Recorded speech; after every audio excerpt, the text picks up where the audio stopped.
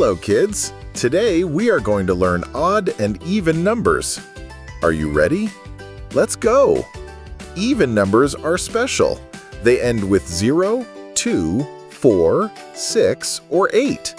Look, 2, 4, 6, 8, 10. All are even. Odd numbers are different.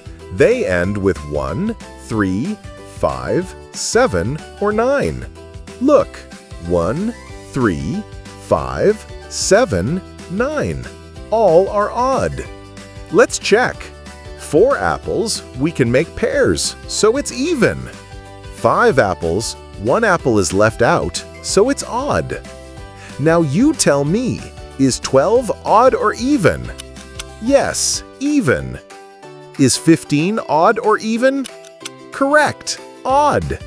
Great job, kids! Now you know odd and even numbers. Yay!